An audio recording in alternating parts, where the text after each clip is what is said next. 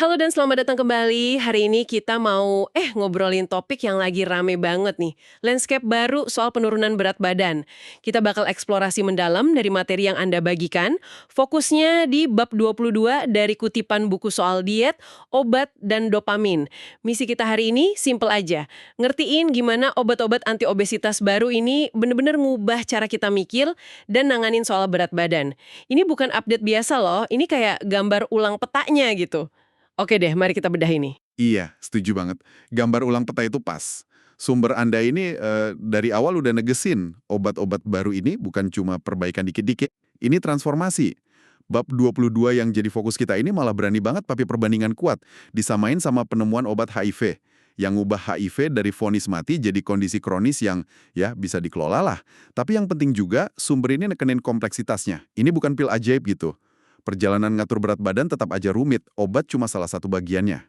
Coba kita bahas dikit soal perbandingan HIV tadi. Kayaknya itu benar-benar nangkep skala perubahannya ya. Sumbernya kan bilang ini bukan cuma obatnya lebih bagus, tapi ngubah kemungkinan secara fundamental. Bisa dielaborasi dikit nggak? Maksudnya apa sih ngelihat obesitas kayak HIV pasca obat itu? Oke, gini. Perbandingannya itu kuat karena berlapis. Pertama, soal harapan. Dulu kan, sebelum ada obat HIV yang efektif, diagnosis itu rasanya kayak ya udah, akhir gitu. Nah, sama kayak banyak orang dengan obesitas parah. Perjuangannya nurunin dan nahan berat badan itu sering kayak perang nggak ada ujungnya. Susah menangnya. Obat baru ini, kata sumber Anda, ngasih harapan yang jauh lebih cerah.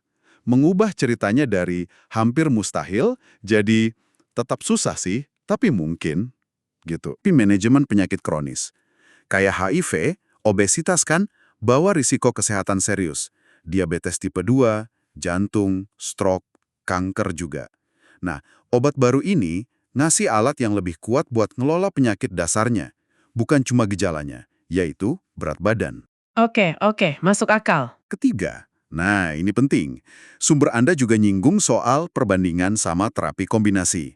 Buat AIDS dan leukemia pada anak, ini ngasih sinyal dari awal kalau solusi tunggal itu mungkin bukan jawaban.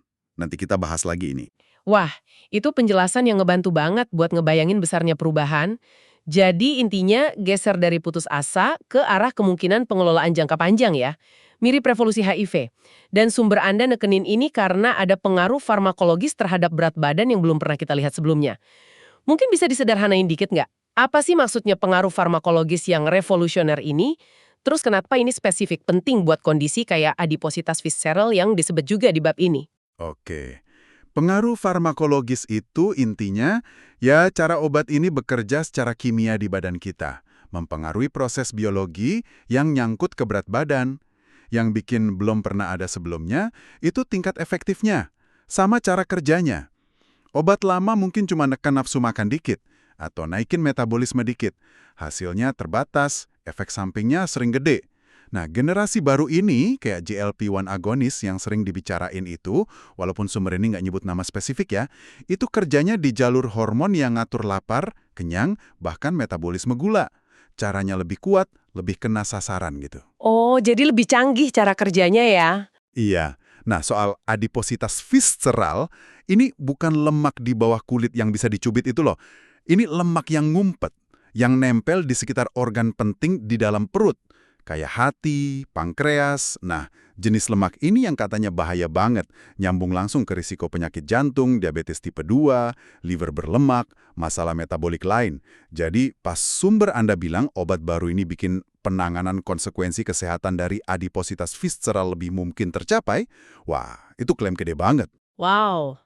Artinya, obat ini potensinya bukan cuma nurunin angka timbangan, tapi juga ngurangin jenis lemak dalam yang paling ngerusak kesehatan itu. Oke, jadi kita punya alat baru yang kuat banget, kerjanya secara biologis beda, dan bisa nyerang lemak paling bahaya. Kedengerannya bagus banget ya, tapi, nah di sini nih yang jadi sangat menarik. Bab 22 ini juga ngasih peringatan keras soal godaan yang muncul barengan sama terobosan ini, yaitu harapan adanya solusi tunggal atau jalan pintas. Sumber Anda malah nyebut ekspektasi obat yang lebih kuat lagi di masa depan, yang mungkin bisa motong berat badan sampai 25%. Kenapa sumber ini kok nekenin banget bahaya mikir satu solusi buat semua?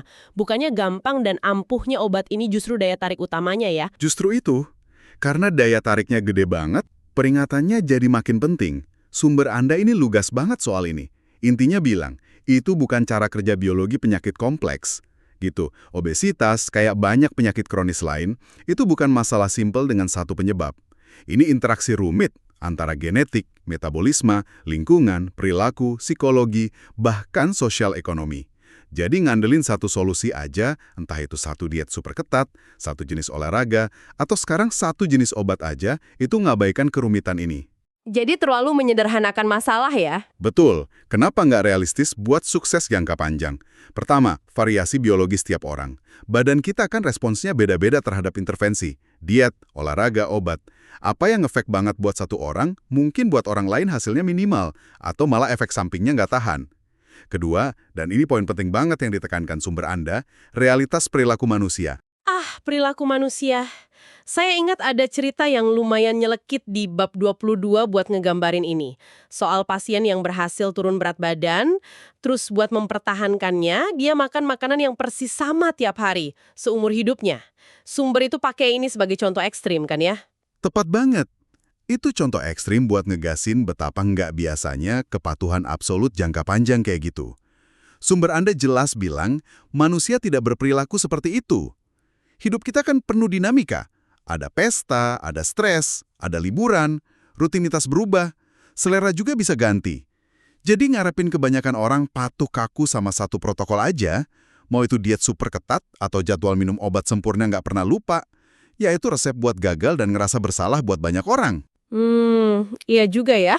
Nggak realistis. Obat baru ini mungkin bantu banget ngurangin gangguan biologisnya, kayak rasa lapar yang ganggu banget itu. Tapi nggak ngapus kebutuhan buat milih makanan sehari-hari, ngelola stres, atau gerak badan. Dalam konteks hidup nyata yang kompleks ini, jadi daya tarik gampangnya obat ini emang ada. Tapi sumber ini ngingetin, kemudahan itu jangan bikin kita lupa kalau manajemen berat badan jangka panjang tetap butuh pendekatan yang lebih menyeluruh gitu. Penjelasan yang masuk akal banget. Kalau kita nggak bisa ngandalin satu peluru perak, entah diet X atau obat Y, terus arahnya kemana dong menurut bab 22 ini? Kalau solusi tunggal itu ilusi, alternatifnya apa kata materi ini? Arahnya cukup jelas sih, dan sejalan sama pemahaman modern soal penyakit kronis. Perlu strategi ganda, atau lebih tepatnya pendekatan kombinasi, multifaset. Sumber Anda emang nggak ngerinci persisnya kombinasi itu kayak gimana buat tiap orang. Ya iyalah, kan beda-beda. Tapi implikasinya kuat banget. Kemungkinan besar ini soal integrasi yang pinter. Antara alat farmakologis baru ini sama intervensi gaya hidup yang berkelanjutan. Jadi digabung gitu ya? Iya. Bisa jadi pakai obat buat mecah kebuntuan di awal, atau ngatasin resistensi biologis.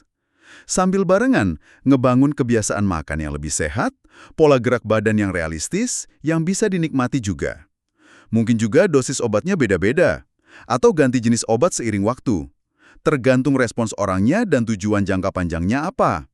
Tujuannya bukan cuma maksimalin penurunan berat badan awal, tapi juga bikin strategi pemeliharaan yang awet, mengurangin efek samping, ngurangin risiko resistensi obat jangka panjang. Intinya, obat itu dilihat sebagai bagian dari tim perawatan, bukan pemain tunggal. Oke, jadi bukan obat atau gaya hidup, tapi obat dan gaya hidup. Dirancang khusus buat tiap orang dan bisa berubah-ubah. Nah, meskipun ada semua peringatan soal kompleksitas dan gak ada jalan pintas ini ya, saya tetap nangkep ada nada optimis gitu di bab 22. Sumber ini kayaknya ngeliat ada potensi nyata buat individu dan masyarakat bikin kemajuan besar ngelawan epidemi obesitas. Dan apa yang disebut kecanduan makanan itu, asal kita pinter pakai alat baru ini. Jadi artinya apa nih semua buat kita? Buat Anda yang dengerin dan mungkin lagi berjuang sama isu ini. Nah, yang menarik di sini dan sumber optimisme itu, ya pergeseran fundamental dalam kemungkinan yang kita omongin di awal tadi. Kita pindah dari era di mana obesitas parah itu sering dianggap kondisi yang susah banget ditaklukkan jangka panjang, ke era di mana kita punya alat farmakologis yang, ya secara signifikan, lebih efektif. Ini ngebuka pintu. Pintu baru ya? Betul. Tentu, pintunya nggak langsung ke solusi instan. Kayak yang ditekankan sumber Anda, kompleksitasnya tetap ada.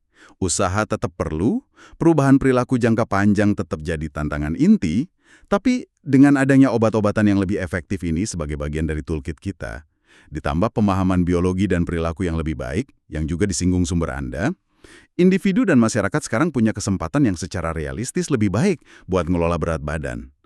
Dan yang lebih penting, ngurangin dampak kesehatan obesitas dan lemak visceral yang merusak itu. Optimisme ini ada syaratnya tapi, tergantung pemakaian alat ini secara bijak. Akses yang merata ini isu penting tapi, nggak dibahas dalam di bab ini ya. Dan komitmen ke pendekatan multifaset tadi.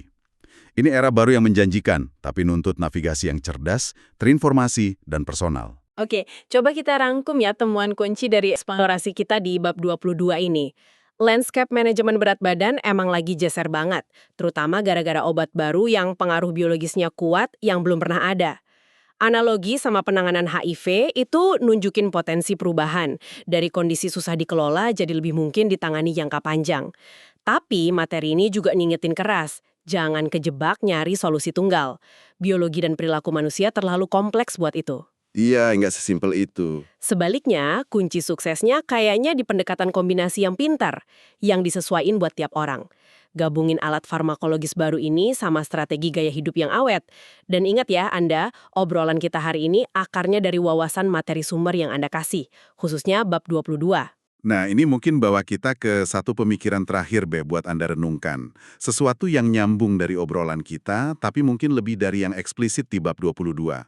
Mengingat lanskap baru ini di mana kita punya alat ampuh, tapi tantangan klasik kayak perubahan perilaku jangka panjang, adaptasi gaya hidup, isu akses atau biaya juga masih ada, ini munculin pertanyaan penting nih.